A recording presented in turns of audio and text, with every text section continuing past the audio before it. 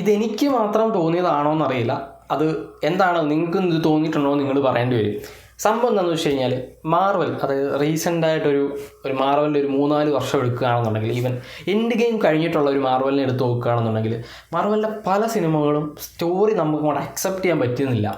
അതായത് Marvel walk support തുടങ്ങിയതിന് ശേഷം മാർവലിൻ്റെ സിനിമകളിൽ ആവശ്യമില്ലാതെ കുറേ അധികം സാധനങ്ങൾ കുത്തിക്കയറ്റി സ്റ്റോറി നശിപ്പിക്കുന്നു എന്നൊരു ഫീൽ എനിക്ക് പേഴ്സണലി ഫീൽ ചെയ്തിട്ടുണ്ടായിരുന്നു. ഈവൻ നിങ്ങൾ എൻഡ് ഗെയിം കണ്ടിട്ടുള്ളവരാണെങ്കിൽ നിങ്ങൾക്കറിയാം, ക്യാപ്റ്റൻ മാർവൽ എന്ന് പറയുന്ന character one of the most powerful ക്യാരക്ടറാണ്.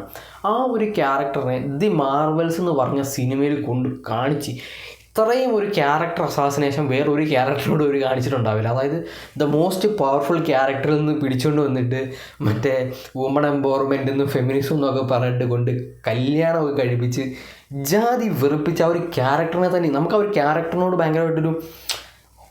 ഭയങ്കര വെറുപ്പ് തോന്നുന്ന രീതിയിലാണ് മാർവൽ ഇപ്പം ക്യാപ്റ്റൻ മാർവലിനെ കൊണ്ടുവരുന്നത്. അങ്ങനെ പല ക്യാരക്ടേഴ്സും ഉണ്ട്. ഇവൻ ആ ഒരു ഷീഹൾക്കൊക്കെ എടുത്ത് നോക്കുകയാണെന്നുണ്ടെങ്കിൽ എന്തൊക്കെയോ കാട്ടിക്കൂട്ടി എന്തൊക്കെയോ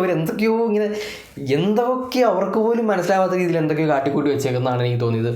ആക്ച്വലി മാർവൽ സിനിമകൾക്ക് അല്ലെങ്കിൽ മാർവൽ സിനിമാറ്റിക് യൂണിവേഴ്സിന് ഈ ഒരു വോക്ക് സപ്പോർട്ട് ചെയ്യേണ്ട ആവശ്യമുണ്ട്. അല്ലെങ്കിൽ വുമൺ എംപവർമെൻറ്റും ഫെമിനിസവും ചെയ്യേണ്ട ആവശ്യമുണ്ട്. Already Marvel characters, female characters എല്ലാം മോസ്റ്റ് പവർഫുൾ ക്യാരക്ടേഴ്സ് ആണെന്ന് അവർ ഇതിനു മുമ്പ് തന്നെ പറഞ്ഞിട്ടുള്ളതാണ്. അതിന് പ്രത്യേകിച്ച് ഒരു വോക്ക് സപ്പോർട്ട് കൊടുക്കേണ്ട ആവശ്യമാണ്. അത് നിങ്ങളാണ് പറയേണ്ടത്. നിങ്ങൾക്ക് ഈ ഒരു റീസെൻറ്റ് സിനിമകൾ കണ്ടപ്പോൾ നിങ്ങൾക്ക് എന്താണ്, അല്ലെങ്കിൽ സീരീസുകൾ കണ്ടപ്പോൾ നിങ്ങൾക്ക് ഈ ഒരു പ്രശ്നം ഫീൽ ചെയ്തതെന്നുള്ളത്.